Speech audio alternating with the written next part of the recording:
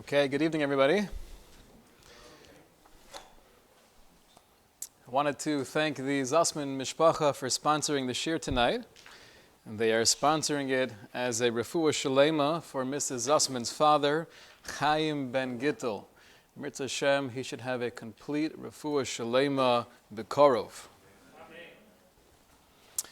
And again, now that Isaac is back, only a week and change after his baby girl, again, a mazel tov to the Romanos, and looking forward to sharing in simchas. You should have much nachas from your daughter, and continued siyata d'shmaya and hatzlacha in every aspect of life.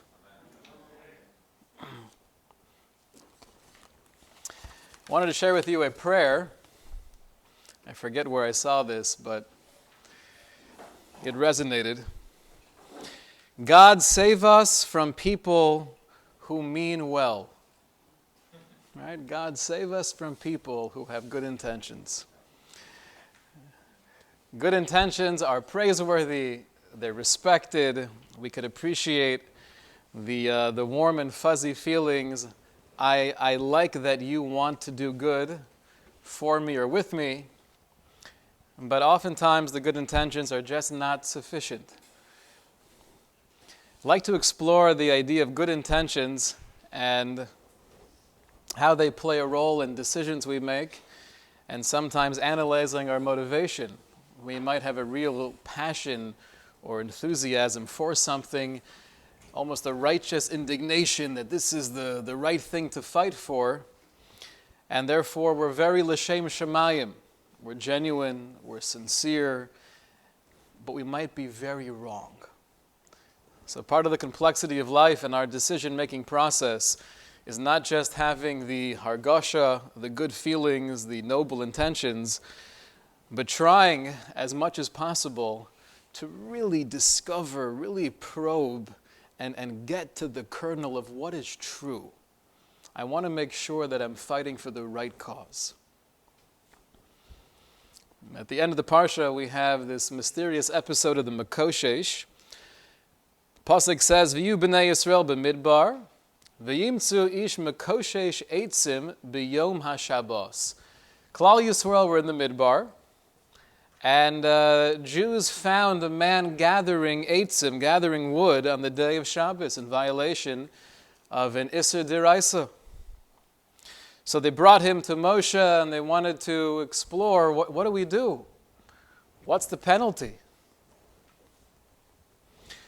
Rashi says that the reason the Torah tells us this vignette of a person going and gathering wood on Shabbos, Bignusen shel Yisrael dibur hakasuv. The Torah is revealing to us a negative aspect of Klal Yisrael. Shelo shomra l'Shabbos rishona. They just kept one Shabbos. Ubishniya bozev v'chila. And on the second Shabbos, their second opportunity to keep Shabbos, you have the guy who goes out into the field and he's Makoshesh Eitzim. He violates a Torah prohibition. So, B'genusan shel Yisrael, can you believe the Jewish people? They only kept one Shabbos. Now it's their second time to keep Shabbos and they can't do it. That's what Rashi says. Which is really an incredible insight in just painting that picture for ourselves when reading the end of Parshas Shelach. This is only the second opportunity as a nation that we had for Shmira Shabbos, and we blew it. How did that happen? Who was this person? Why was he out brazenly collecting wood on Shabbos? If you have some taiva, you can't hold yourself back. So do so in private. You're standing there in public allowing people to see you breaking Shabbos. Who was this Makoshesh Eitzim, and what exactly was his intention? So the Gemara in Shabbos fills in some of the background to the story and actually relates a machlokes as to who was the personality of the Makoshesh. Tana Rabbanan Makoshesh is a Slavchad. The one gathering wood was Slavchad, the well-known father of very righteous women. That was the opinion of Rebbe Akiva. Rabbi Yehuda ben Beseira says to Rabbi Akiva, I have a kasha on you. Right? What are you trying to do, Rabbi Akiva? You're claiming this person who's defined as the Mekoshesh, not given an identity in the Torah, you're telling us that it was really Slavchad. Slavchad, we have a Mesorah, we have a clear tradition. He was a tzaddik. He was a righteous man with righteous daughters.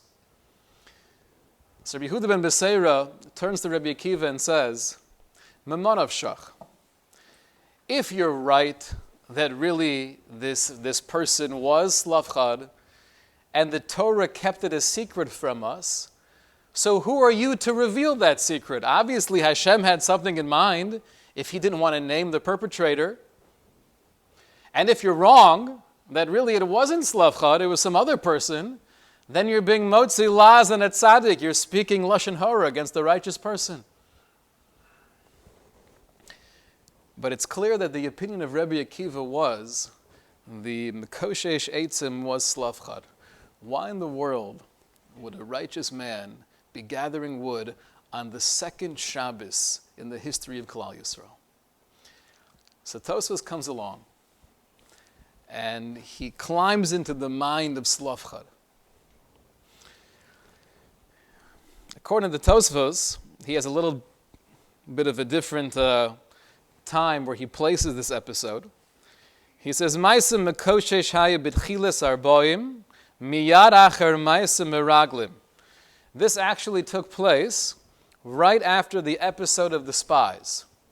So not the second Shabbos of the history of Klal Yisrael, but after the spies come back and they hear about this terrible decree that this generation is not allowed to enter into Eretz Yisrael and they're going to spend the rest of their lives in the Midbar. On that very next Shabbos, Slavchad stands up publicly and brazenly violates Shabbos. Explains Tosfos what was the intention of Slavchad. De l'shem shemayim niskave. He had pure, holy, noble intentions. Shehayu omrim Yisrael. Because he was afraid that the Jewish people would say or they would think, Kivan shenigzer alein shelo likones la'aretz. Because we now have this decree where Hashem told us we're not allowed to enter into Eretz Yisrael, Shuv ein mechuyovin b'mitzvos. Perhaps we are no longer obligated in the mitzvos.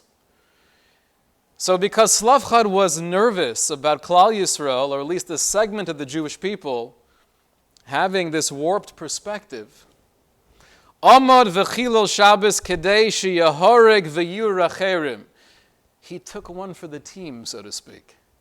I want to make it clear in the most dramatic fashion that all of the mitzvos are still applicable, that the Kedusha of Shabbos is the same Kedusha of Shabbos, and even though we will not be going into Eretz Yisrael, don't think that any part of the Torah has changed. So he went almost on a kamikaze mission. He made it b'dafka in public.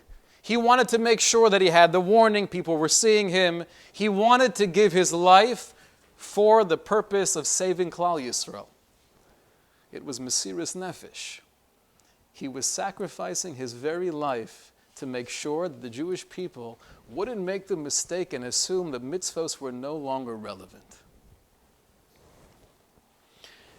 Now, parenthetically, why would the Jewish people think that? What does one have to do with the other? Granted, it was terrible news to hear that we're not going into Eretz Yisrael. It was so incredibly difficult to accept. We're told that there was a group of people that tried to go anyway, and that led to their demise. So granted, we're devastated, but why would we assume, therefore, that the Torah and the mitzvos that were given to us are no longer applicable?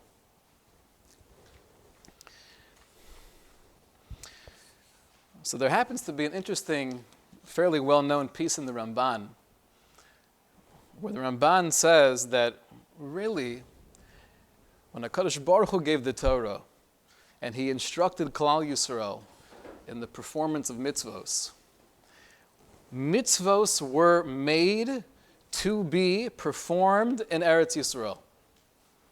Jewish life was created to be experienced in Eretz Yisrael. Anything we do b'chutz la'aretz, any mitzvah, any tova that we do here, the Ramban seems to say it's merely practice. The example he gives is if there's a dispute between husband and wife, and the wife goes back to her father's house, not knowing whether or not she'll be reunited with her husband. So her father gives her the suggestion, the eitzah, even though your husband's not around, make sure to continue dressing and acting like a married woman. Because in Mitzvah Shem, when you get back together, you don't want to be out of practice.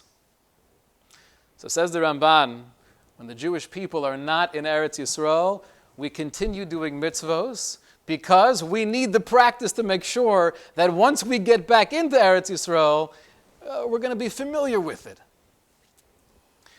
So it could be based on this logic, based on this rationale.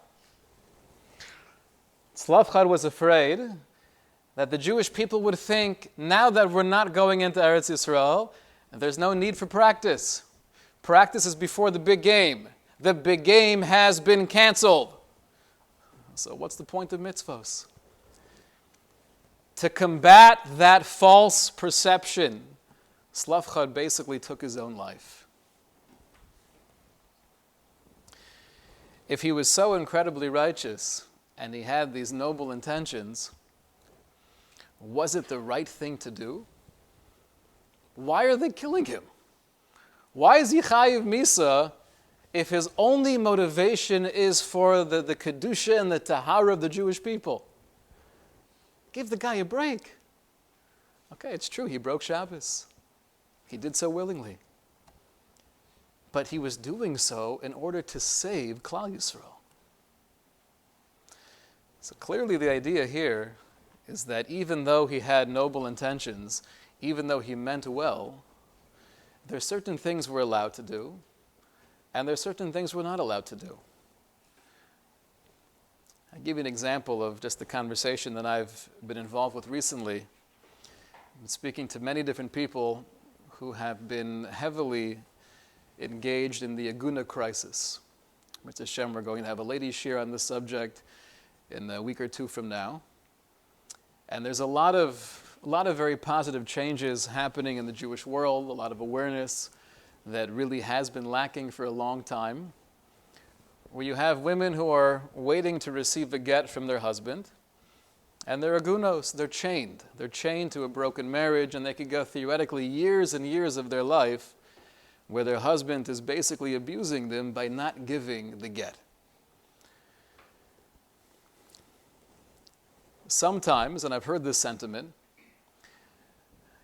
if someone's clearly defined as a husband who is refusing to give a get after Beis Din has paskined, after it's been clear by a valid Beis Din that this is what needs to happen, and he's totally ignoring that ruling, so then the hanhaga, right, the behavior from the community has to be, we cannot allow you to be part of anything that's going on.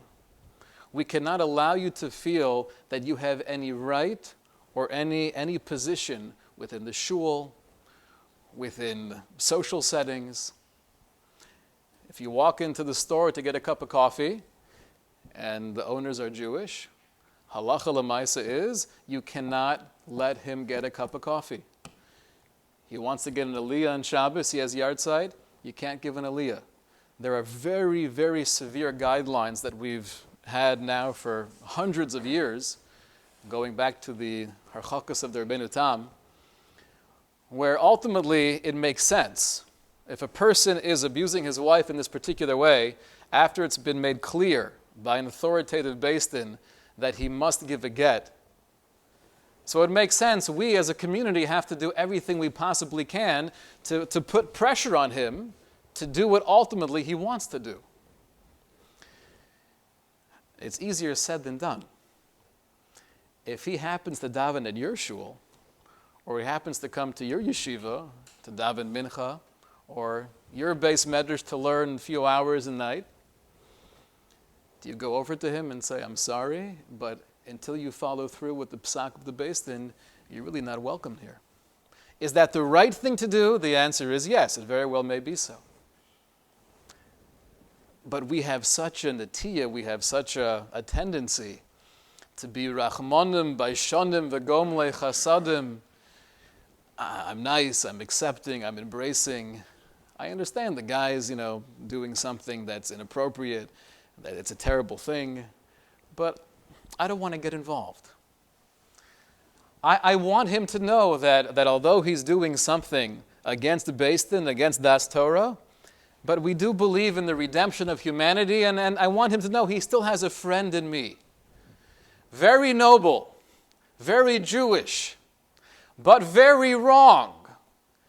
There's a time and a place to be embracing and to make sure that a person knows, even if they're struggling, even if they're doing many different types of averos, I'm here for you and I want to support you. And there's a time and place where the halach and the hashkafa would mandate, I'm going to make it very clear that I have nothing to do with you. That takes gevura. Sometimes our good intentions to be the nice guy can get in the way of the call of the hour. I have also seen it go the opposite direction. And again, I'm just sharing from this world because I've been in it recently. You could have people who are super passionate about the cause, and they hear about a particular wife who's trying to get a get, and it seems like the Beis Din is supporting her cause. Maybe there's a seruv, and therefore, one of the most powerful ways of influencing or encouraging someone to do anything bisman hazeh is through social media. And in this whole world of the Aguna crisis, social media has been very effective. The stories that I've been reading and speaking to people about, it's been amazing if it's done right. However, if in my zeal and in my passion and in my desire to help out someone who's chained, someone who's suffering in their marriage, I put things online, or I utilize the power of social media in a way that ultimately will not be helpful, because I don't know intimately what's going on. I don't know what she herself, the Aguna, really wants or needs. I have not been in touch with those Rabbanim or other people who are really in the inner circle, but I believe in the mission. Sometimes your belief in the mission can destroy the mission. Sometimes they're this close to working something out, and then when he finds out that this particular piece of Lashon Hara has been plastered all across the world, he says, you know what, forget it. What's the point? This is one slice of life, but in everything we do, we could have noble intentions either to be the nice guy, where the call of the hour is, don't be a nice guy. Let him know that his behavior is unacceptable and he's not welcomed here. And sometimes in the intoxication of the passion for a very noble and righteous cause, we might be negatively impacting the very cause we're fighting for. Reb Simcha Zisel Brody, who was the great Rosh Hashiva in the Chevron, he writes, this is source number 7, that Mikan, from this story of Slavchad and the insight of Tosfos, where his entire motivation was l'shem shemayim, ki sakana nora tamuna b'chol mi shechafetz lasos kaviyachol k'ratzon Hashem. There is always such a danger hidden within any real desire we have to do the will of God. Ach mechapes lasos zos b'derachim chadashos u'b'ofanim shelo hutar lasosam. But we're trying to do the Ratzon Hashem in ways that have not yet been proven, that are not necessarily part of my Masorah, part of my tradition. And I think it makes sense, and I have a fire within me to fight for this particular truth. But the sakana, the danger that we see from Slavchad, is that sometimes that Ratzon Hashem can bring one to his demise. He says often you'll have a person where he or she, they're searching for ways of connecting with Hashem. Shelo kafi darchei haTorah haMesorah shelanu, not according to necessarily the Mesorah that we have. And this line should be double underlined. Ulelo havanas omek ratzon Hashem. And without the depth of the understanding of what is the ratzon Hashem and how does it apply in this particular situation. Va'avsha adavar nasa l'shem shemayim. And even though you're doing so with sincerity, and he writes, and this is a very important factor, you will receive reward for your noble intentions. HaKadosh Baruch Hu doesn't withhold schar from any ma'aseh tov. Ultimately, you might be doing the wrong thing, and in the case of Shelach, he was punished for doing the wrong thing, but it doesn't mean that he's not still getting reward for that noble desire he had. But the goal of life and the goal of Avodas Hashem is not to have the noble desire alone. It's to know what the Ratzon Hashem actually is. I think this background gives us somewhat of a deeper insight into the very beginning of the Parsha. There's very little of the story that we're told here in the beginning of Parshas Shelach as to what was the conversation between the Jewish people and Moshe Rabbeinu before sending in the Meraglim.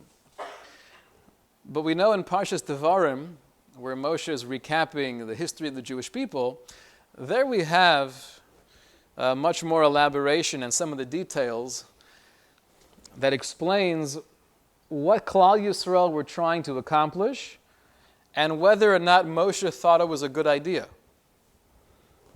Pasuk says, Moshe is reminding all the Jewish people, V'tikruvun elai kulchem, that all of you gathered around me before we entered or were about to enter into Eretz Yisrael, and you said, Nishluchu anoshim lefaneinu, let us send men before us, righteous people to go and explore and search throughout the land.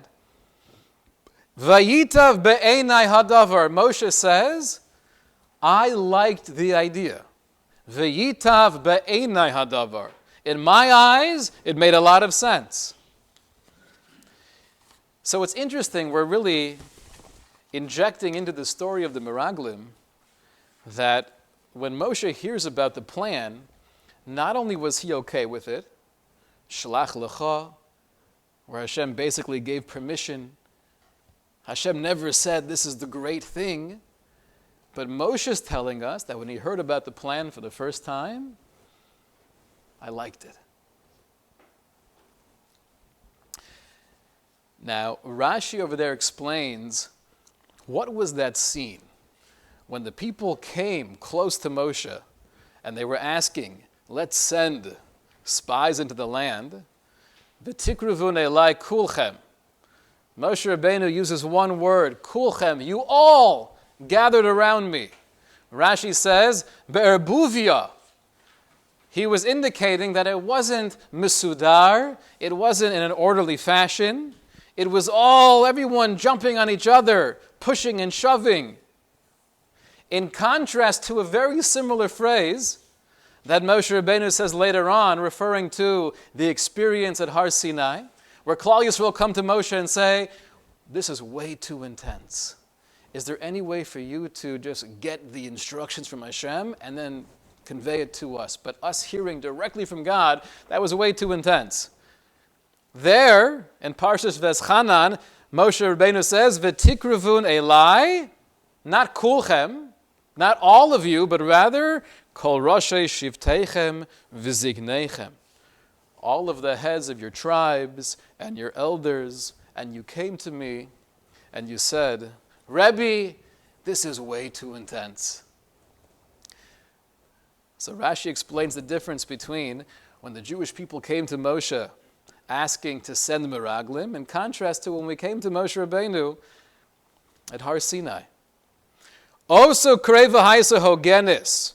At Har Sinai, it was beautiful. It was organized. Yeladim mechabdim es hazakenim. Children were giving honor and respect to their elders, and they allowed the older people to go in front, and the older people of the community gave respect to the heads of the Shvatim. That's what took place at Har Sinai. Aval kan, but here, v'tikruvun elai kulchem, you all gathered around me. Here the implication is, be'erbuvia. There was no order, there was no respect for each other, you were pushing, you were shoving. Yaladim dochvim mes hazakenim. The children were pushing away the adults. It was mamish like being at Kiddush. That's what it felt like. Everyone's pushing and shoving. The kids got to get to the children first. Uzakenim dochvim mes haroshim. And the elders were not giving the proper respect to the heads of the Shvatim. So it's a strange thing. On one hand, Moshe Rabbeinu is telling Klal Yisrael, you all came charging at me, pushing and shoving each other. V'tikruvu elai kulchem. Yet in the very next pasuk, v'yitav be'enei hadavar. But in my eyes, I thought it was a wonderful idea. Didn't you pick up on the fact, Moshe Rabbeinu, didn't you pick up on the fact that they're clobbering each other? Something is off over here. Something is not right. Or Chaim says,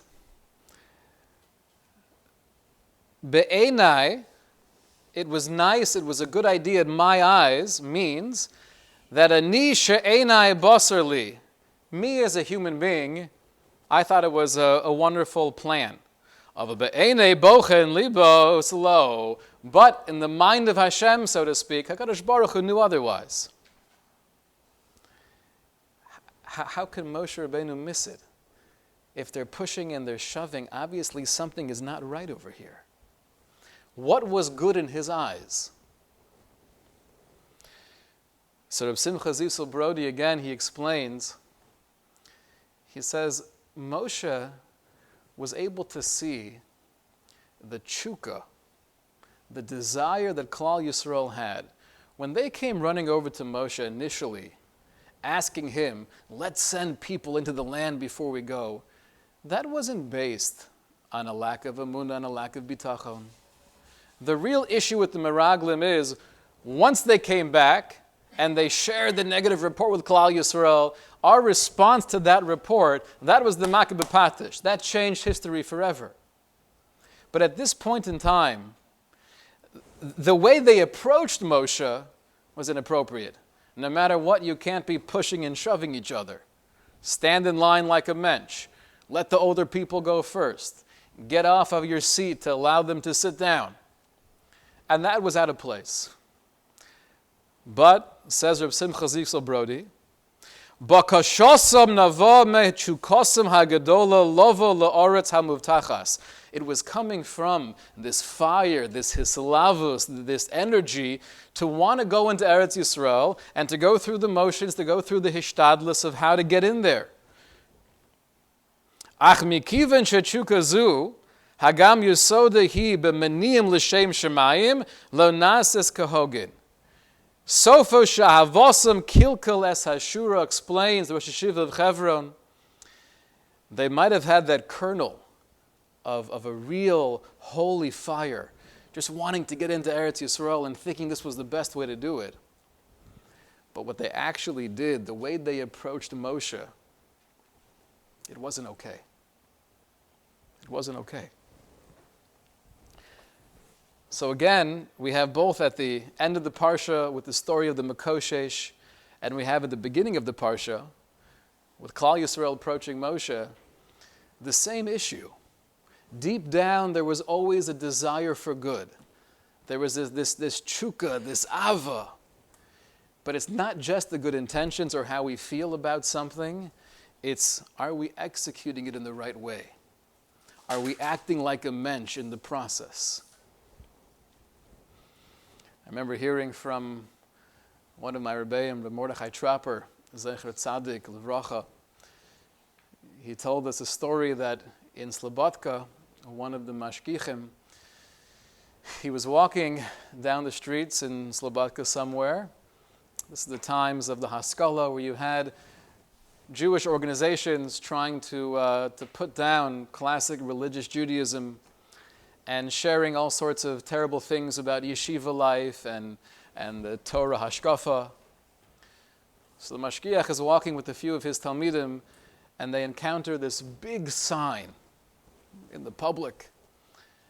And the sign from the beginning to the end is bashing religious Jews and speaking in a disgusting way against Lomdei Torah, against people who devote their lives to learning.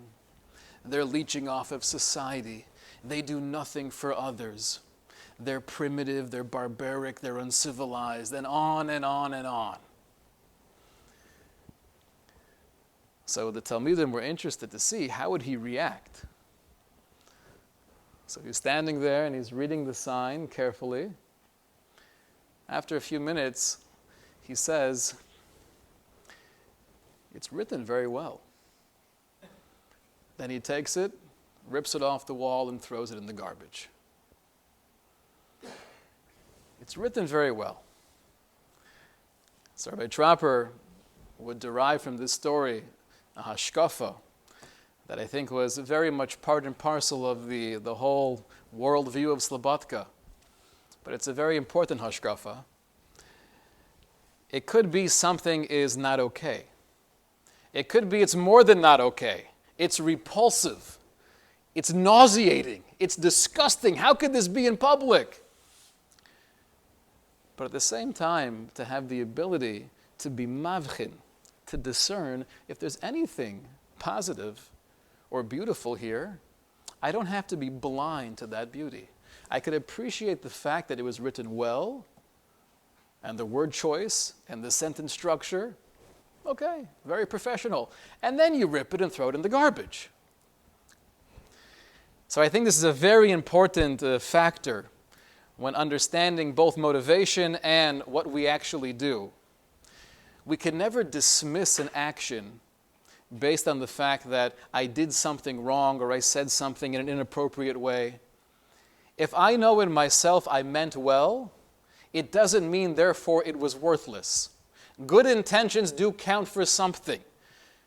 Like Reb Simcha Brody told us, Slavcha did receive reward for his desire to help the Jewish people. He did the wrong thing. How do you analyze that? Was it Ra or was it Tov? The answer is, it was Ra. It was worthy of a Chiyuv Misa. But I could still appreciate the Tov that was within the Ra. That's true when we think about ourselves, and that's definitely true when we analyze other people. Everyone makes mistakes, and the goal is to have both noble, holy, beautiful intentions and to hopefully understand the Das Torah and the proper way of approaching any given situation. But it's not all or nothing. I want to end with, it's a video that somebody showed me recently. They sent it to me. I don't have YouTube on my phone, so I couldn't see it. But I was able to forward it to a friend. And the video basically was, I don't want to get into exactly what it was, no need to put down something that you might be familiar with. But basically the video was with the frum person who was doing something shelo kehalacha. It was not okay according to any halachic authority. And the question the person posed to me when they sent it initially was, is this a Chilul Hashem or a Kiddush Hashem? Why would it be a Kiddush Hashem? So the goal of what this person was doing was trying to promote love and peace and brotherhood. That's a beautiful thing. So I looked at the video. It was a few minutes. And ultimately, I think the answer was, it was the wrong thing to do. There's never an excuse for violating halacha. There's never an excuse. And maybe people will be viewing you from an outside perspective as you're helping the cause of humanity and brotherhood and peace, but there's never an excuse to break halacha. If you want to know, was it a Chilul Hashem, was it a Kiddush Hashem, the answer is, it was a Chilul Hashem. Does that mean, though, that I'm blind to the positive aspect of what was contained in the video. If you have people embracing and sharing a moment of humanity, of brotherhood, that is something that's beautiful. Noble intentions. It's a wrong thing to do. The goal of Yadus, the goal of our Avodas Hashem, is to not just have the noble intentions, not just to have the fire and the passion, or the Rachmanis and the Chesed, but to make sure we're doing everything we possibly can, that what I'm actually doing, the fruition of that feeling, is Al Pi Das Torah, is based on the guidelines, the structure, the hadracha of Das Torah. When we have both together, that's the ultimate Kiddush Hashem. Shkoyach.